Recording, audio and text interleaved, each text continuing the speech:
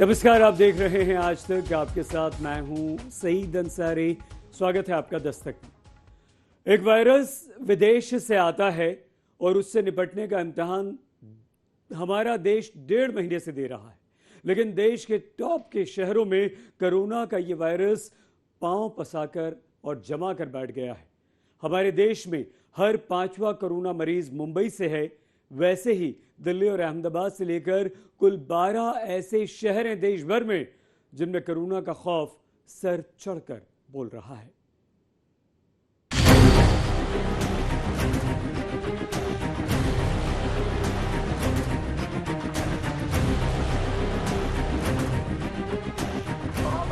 बढ़ रहे हैं। जो भी कस्टमर्स है, जो भी दुकानदार है, उन्होंने सोशल डिस्टेंस रखना चाहिए। हर एक दुकानदार की जवाबदारी है, हर एक नागरिक की जवाबदारी है सोशल डिस्टेंस रखना, और सबकी जिम्मेदारी है मुंह पर मास्क लगाना।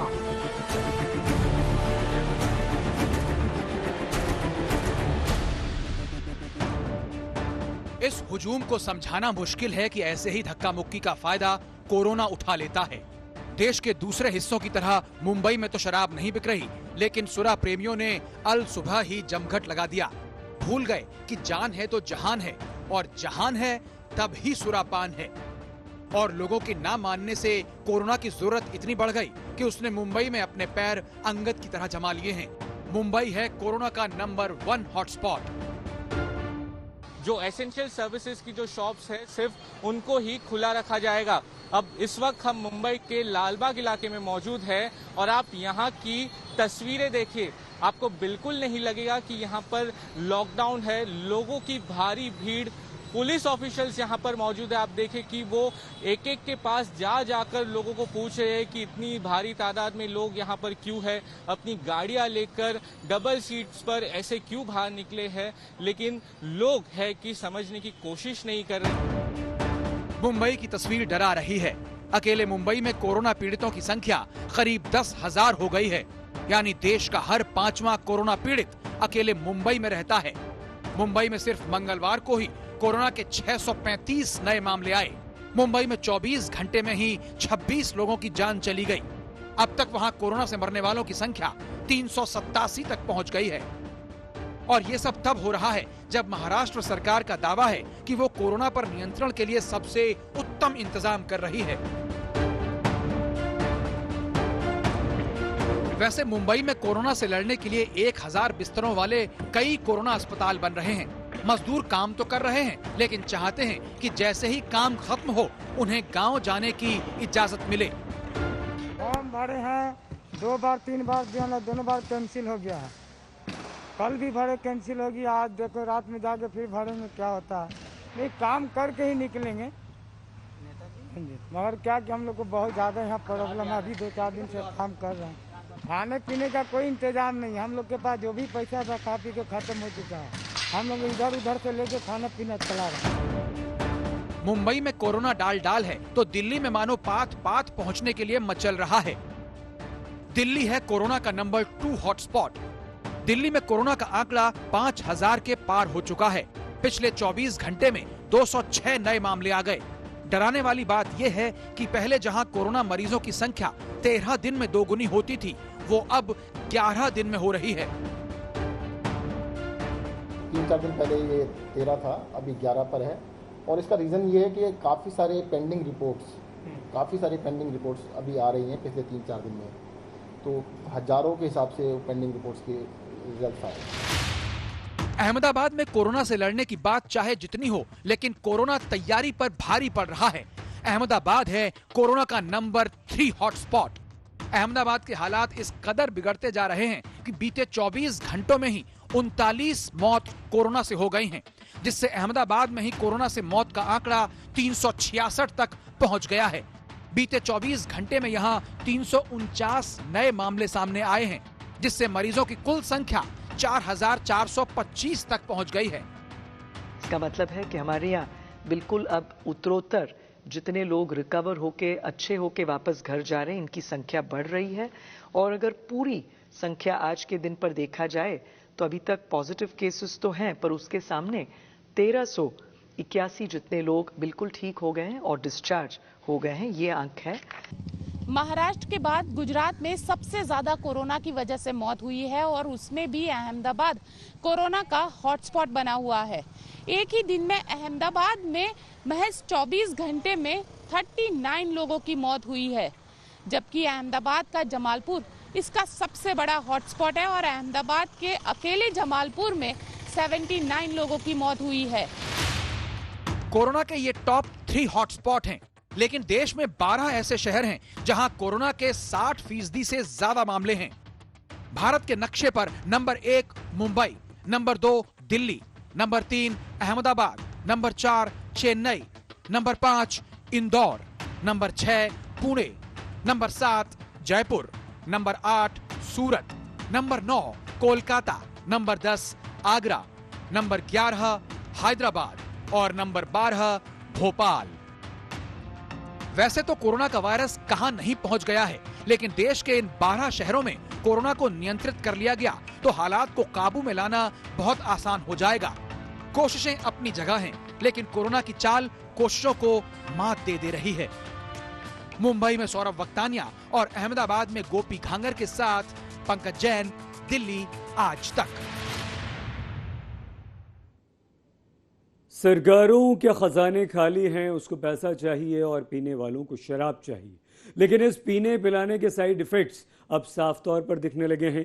कहीं पीकर कोई डॉक्टर बानी की टंकी पर चढ़ गया तो कहीं किसी ने कुतुब मीनार में अपनी कार ठोक दी।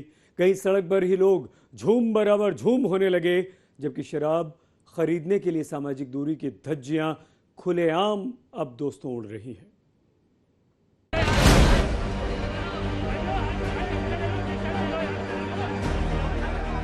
इससे भी सैनिटाइज कर सकते हैं हाथ अपने।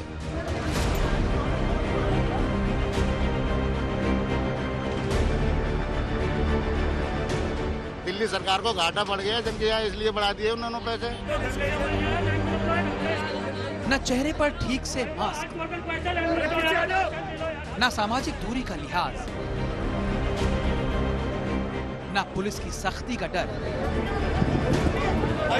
बस किसी भी तरह मिल जाए शराब की बोतल।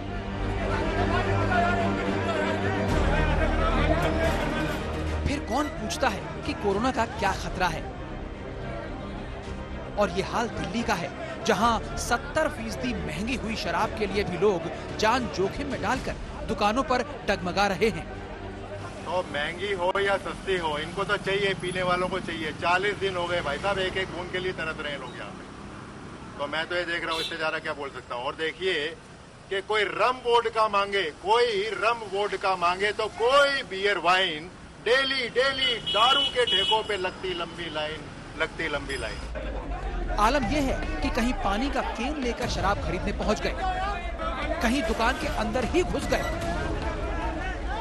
हमको ये ध्यान रखना है कहीं भगदड़ नहीं मचे। कहीं सुरक्षा बलों को गुहार लगानी पड़ी कि भैया कायदे कानून को तो मान लो, नहीं घुसे ताकि लोग वालों को हड़बड़ी हो जाएगी। तो कहीं महिलाएं भी शराब लेने में पुरुषों से पीछे नहीं हैं।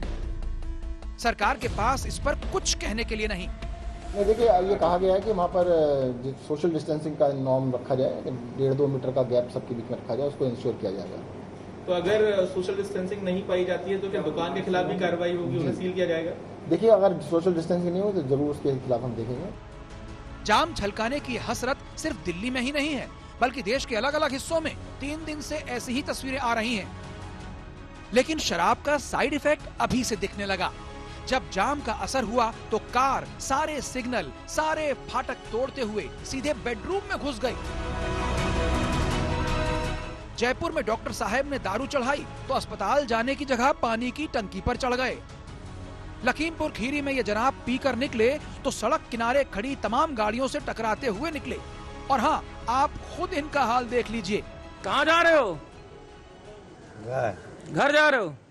इतनी दारू कहाँ से पी के आए हो? हैं? दारू इतनी काहे पिए हो? दिल्ली में एक आदमी को शराब इतनी चढ़ गई कि उसका नशा कुतुब मीनार से भी ऊंचा हो गया। उस दीवाने ने कार सीधे कुतुब मीनार की दीवार में दे मारी। लेकिन कोरोना में सरकार की तिजोरी हल्की हुई तो नजर पीने वालों पर गई। आंध्र प्रदेश और दिल्ली के बाद कर्नाटक सरकार भी शराब पर 5 से 15% तक स्पेशल कोविड टैक्स लगाने का प्लान कर रही है। पश्चिम बंगाल ने 30% दाम बढ़ा दिए हैं, तो राजस्थान ने 10%। हरियाणा ने भी तय किया है कि कोरोना सेस के नाम पर शराब के ब्रांड के हिसाब से प्रति बोतल 2 रुपए से 50 रुपए के बीच सेस वसूला जाएगा। यूपी में शराब बिक्री पर बीजेपी सांसद सतदेव पचौरी ने मुख्यमंत्री योगी आदित्यनाथ को चिट्ठी लिखी है कि रेड जोन में शराब बेचने की इजाजत हरगिज नहीं मिलनी चाहिए। लेकिन सरकार की दुहाई है कि खजाना खाली है तो करें क्या। इस बीच पंजाब सरकार ने तय किया है कि वहां शराब की होम डिलीवरी होगी। ऐसा दुकानों पर 5 से ज्यादा लोगों को रोकने के लिए किया जा रहा है। साथ ही होम डिलीवरी में सिर्फ 2 लीटर शराब ही हासिल की जा सकती है। इस पर विपक्ष तंज कस रहा है कि खाने पीने की चीजों की सरकार होम डिलीवरी तो ठीक से करा नहीं पाती, शराब जरूर पहुंचाने जा रही है। पंजाब में भी खुलना चाहिए। मैं इसके पक्ष में हूं कि पंजाब में भी शराब खुलना चाहिए। तो क्या आपका ये मत भी है कि इस पर कोई टैक्स भी लगना चाहिए कोरोना से? पक्ष में हूं भी इस पर टैक्स लगना चाहिए। वैसे शराब की होम डिलीवरी की बातें दूसरे राज्यों में भी हो रही हैं, लेकिन शराब को लेकर जिस तरह कोरोना से लड़ने वाले सारे कायदे कानूनों की धज्जियां उड़ाई जा रही हैं, उससे डर है कि कहीं कोरोना वायरस की होम डिलीवरी ना होने लगे। दिल्ली में चिराग गोठी के साथ सतिंदर चौहान, चंडीगढ़, आज तक। कोरोना के समानांतर एक सवाल गिरती हुई अर्थव्यवस्था को लेकर भी उठ रहा है। पिछले कई दिनों से अलग अलग ढंग से कांग्रेस हमलावर अंदाज में है। आज कांग्रेस अध्यक्ष सोनिया गांधी ने सरकार से पूछा कि लॉकडाउन 3 के बाद सरकार का क्या प्लान है और कैसे देश की अर्थव्यवस्था पटरी पर आएगी। 50,000 हिंदुस्तान में कोरोना मरीजों की संख्या जिस तरह बढ़ती जा रही है, उसमें सवाल है कि आगे क्या होगा। जब 40 दिनों के लॉकडाउन में आंकड़े धीमे नहीं पड़े, तो 17 मई को लॉकडाउन 3 खत्म होगा। उसके आगे क्या होगा? बस इसी सवाल की उंगली पकड़कर कांग्रेस अध्यक्ष सोनिया गांधी ने केंद्र सरकार पर उंगली उठा दी। भारत सरकार एक तरफ तो लाखों करोड़ की वसूली कर रही है और दूसरी तरफ कोरोना महामारी और उसके आर्थिक संकट से लड़ने के लिए प्रांतों को पैसा नहीं दे रही। ये अपने आप में अमानवीय भी है और केंद्रीय भाजपा सरकार की निर्दयता भी। मोदी जी से हम यही कहेंगे, तू इधर उधर की बात ना कर, ये बता कि कारवां कैसे लूटा। सोनिया ने कांग्रेस मुख्यमंत्रियों के साथ वीडियो कॉन्फ्रेंसिंग की, जिसमें सरकार की भावी रणनीति पर यक्ष प्रश्न दागा कि 17 मई के बाद क्या और 17 मई के बाद कैसे। कोरोना के खिलाफ कांग्रेस की रणनीति बनाने के लिए जिस कांग्रेस परामर्श समिति को बनाया गया है, उसके प्रमुख और पूर्व प्रधानमंत्री डॉक्टर मनमोहन सिंह ने भी सोनिया के ही सवाल को दोहराया। बाकी सवाल और केंद्र से शिकायतें राज्य सरकारों की तरफ से आईं। राजस्थान के मुख्यमंत्री अशोक गहलोत ने आरोप लगाया कि प्रधानमंत्री से हम लगातार आर्थिक पैकेज मांग रहे हैं, लेकिन अब तक कोई जवाब नहीं मिला है। छत्तीसगढ़ के मुख्यमंत्री भूपेश बघेल ने भी लॉकडाउन से खराब आर्थिक स्थिति में तुरंत मदद की बात छेड़ी। पंजाब के मुख्यमंत्री कैप्टन अमरिंदर सिंह ने केंद्र पर तंज कसा कि दिल्ली में बैठे लोग राज्यों की जमीनी वास्तविकता को समझे बिना ही जोन बना रहे हैं। पुडुचेरी के मुख्यमंत्री नारायणसामी ने आरोप लगाया कि जोन बनाने में राज्यों से पूछा ही नहीं गया। कांग्रेस के मुख्यमंत्रियों ने केंद्र पर जो आरोप लगाए, आरोपों की वही ध्वनि पश्चिम बंगाल की ममता सरकार से भी आ रही है। ये कोरोना के लिए 25,000 करोड़ मांगा गया, वो भी नहीं दिया जा रहा है। ऊपर से सेंट्रल गवर्नमेंट बोला है कि 15,000 हम लोग करोड़ अभी डिक्लेयर किया, तो बोल रहे हैं अभी 50% अभी मिलेगा, बाकी 50% आने वाला 4 साल में मिलेगा। तो हमको लगता है कि ये नरेंद्र मोदी जी ये पकड़ लिया कि अभी आने वाला 4 साल में कोरोना यहाँ से जाने वाला नहीं है। कोरोना एक वैश्विक महामारी है, लेकिन राज्य सरकार बनाम केंद्र सरकार की लड़ाई उस पर भारी है। कैसे जीतेंगे कोरोना के खिलाफ ये जंग, जब डॉक्टर्स भी नहीं होंगे संग। इन सब के बीच में जहां एक और केंद्र सरकार अपना राग अलाप रही है, तो राज्य सरकार अपनी ही धुन सुना रही है। समझना ये मुश्किल है कि आखिरकार जनता किसे देखे, किसे सुने, किस पर विश्वास करे। इधर कांग्रेस के विरोध की बात निकली तो डीजल पेट्रोल के दाम पर भी पहुंची। मंगलवार को केंद्र ने पेट्रोल पर प्रति लीटर 10 रुपए और डीजल पर 13 रुपए एक्साइज ड्यूटी बढ़ा दी। वहीं उत्तर प्रदेश सरकार ने पेट्रोल 2 रुपए प्रति लीटर महंगा कर दिया तो डीजल 1 रुपया प्रति लीटर महंगा। अब उत्तर प्रदेश में पेट्रोल 73 रुपए 91 पैसे प्रति लीटर बिकेगा तो डीजल 63 रुपए 86 पैसे के हिसाब से। डीजल पेट्रोल पर टैक्स बढ़ाने को लेकर भी कांग्रेस हमलावर दिखी। कच्चे तेल के दामों में भारी गिरावट का फायदा जनता को मिलना चाहिए, लेकिन बीजेपी सरकार बार बार एक्साइज ड्यूटी बढ़ाकर जनता को मिलने वाला सारा फायदा अपनी सूटकेस में भर लेती है। कोरोना काल में कांग्रेस का हमला बीजेपी को नागवार गुजरा। कोरोना के खिलाफ लड़ाई में पूरी दुनिया एकजुट होकर लड़ रही है। भारत भी कोरोना के खिलाफ लड़ाई में एकजुट होकर उस लड़ाई को लड़ रहा है, लेकिन कांग्रेस पार्टी इसके अंदर भी सियासत कर रही है। कांग्रेस से अनुरोध है कि कम से कम सियासत कोरोना के मुद्दे पर न करे। दरअसल कांग्रेस ये दिखाना चाहती है कि कोरोना के इस मुसीबत में वो हाथ पर हाथ धरे नहीं बैठी है। वो पूरे देश में विपक्ष की स्वाभाविक धुरी बनने का जतन कर रही है। वो ये संकेत भी देना चाहती है कि कोरोना की लड़ाई में बेहद सक्रिय है। पूर्व कांग्रेस अध्यक्ष राहुल गांधी का पूर्व आरबीआई गवर्नर रघुराम राजन और नोबेल पुरस्कार विजेता अर्थशास्त्री अभिजीत बैनर्जी से लगातार संवाद भी ये दर्शाने के लिए है कि कांग्रेस आर्थिक मोर्चे पर भी नजर बनाए हुए है। अपने मुख्यमंत्रियों के जरिए कांग्रेस कोरोना पर केंद्र सरकार से लगातार सवाल कर रही है। इस कवायद के पीछे संकट काल में समूचे विपक्ष की आवाज बनने की मंशा साफ दिख रही है। दिल्ली से आनंद पटेल, आज तक। एक तरफ मजदूर हैं जो जैसे भी हो अपने घर जाने के लिए बेताब हैं और दूसरी तरफ हमारे उद्योग धंधे और कल कारखाने वाले हैं जो चाहते हैं कि उनकी फैक्ट्रियों की मशीनें चल पड़े, लेकिन मजदूरों के न होने की वजह से सरकारों की हरी झंडी के बावजूद तमाम देश के कल कारखाने खुल नहीं पा रहे।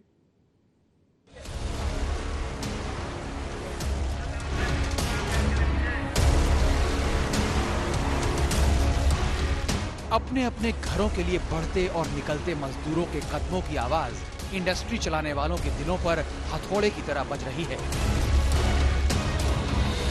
ये तस्वीरें जयपुर की मंगला सरिया फैक्ट्री की हैं, जहां रोजाना 500 मजदूर काम करते थे।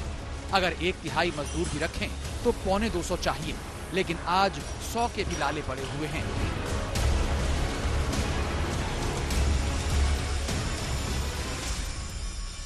अब रजिस्ट्रेशन होने के बाद में देखिए लॉकडाउन 3 को कितने दिन हो गए, हम डे टू डे प्रयत्न कर रहे हैं हमारी फैक्ट्री चालू हो जाए, लेकिन अभी आप देखिए हमारी फैक्ट्री चालू नहीं हो पाई। हम लोग धीरे धीरे कोशिश कर रहे हैं, लेबर को समझा रहे हैं और उनको समझा के कह रहे हैं कि आप जब भी फ्री होंगे, जब आपका लॉकडाउन सारा भारत में खत्म हो जाएगा, स्मूथली जब आना जाना हो जाएगा, उस टाइम पे हम आपको भेजेंगे। सिर्फ एक फैक्ट्री की बात नहीं है, बल्कि साबुन बनाने वाले जगदीश सोमानी भी मजदूरों का ही रोना रो रहे हैं। तो मेरा ये कहना है कि अगर किसी भी स्थिति में सरकार ये चाहती है केंद्र सरकार के पलायन रुके और उद्योगों की गति वापस मिले, तो जो नरेगा है उस नरेगा में उसको उद्योगों से जोड़ दिया जाए। जो लेबर यहाँ आ रही है 7.5, 8, 10 लाख, उनको नरेगा का फायदा जब होगा जब वो इंडस्ट्री में आके काम करे, प्रोडक्टिविटी से जुड़े, उद्योग धंधों को चलाने में दे। राजस्थान उद्योग संघ का दावा है कि लॉकडाउन में राजस्थान को 25,000 करोड़ का घाटा हो चुका है, लेकिन दिक्कत यह है कि राजस्थान में 17 लाख मजदूरों ने घर वापसी के लिए रजिस्ट्रेशन करवा रखा है, जिनमें 10 लाख लोग राजस्थान आना चाहते हैं और 7 लाख लोग यहां से जाना चाहते हैं। सरकार का इशारा यही है कि जिन मजदूरों को रहने की दिक्कत नहीं है, उन्हें रोककर कल पुर्जों में रफ्तार लाई जाएगी। बस शहर का नाम बदल दीजिए। नोएडा में कारोबारी समझ नहीं पा रहे कि उन्हें करना क्या है। नोएडा में उद्योग धंधों का कारोबार 35,000 करोड़ का है, लेकिन पिछले 40 दिनों से सब कुछ ठप है और इन्हें चलाने के लिए 33% मजदूर नहीं मिल रहे। ये सिर्फ 1-2 मामले भर नहीं है।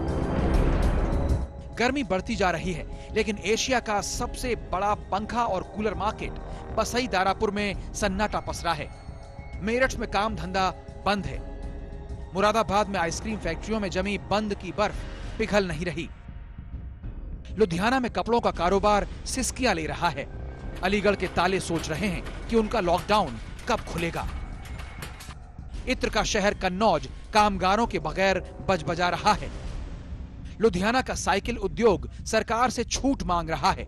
फिरोजाबाद की चूड़ियों पर मायूसी का डेरा है और ठप पड़ी है गुरुग्राम की ऑटो इंडस्ट्री।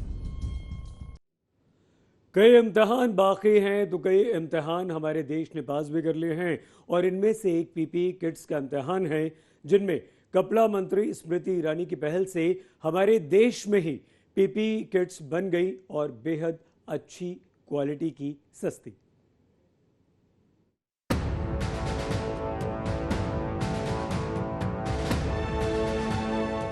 वो कहते हैं ना कि जहां चाह वहां राह। कोरोना से जंग में भी यही हुआ। जब कोरोना का कहर सिर पर मंडराने लगा तो कोरोना के कर्म योद्धाओं को जरूरत पड़ी पर्सनल प्रोटेक्टिव इक्विपमेंट यानी पीपीई की। स्वास्थ्य मंत्रालय ने 52,000 पीपीई किट मंगाई थी, लेकिन एक तो वो सही नहीं थी और ऊपर से ऊंट के मुंह में जीरा।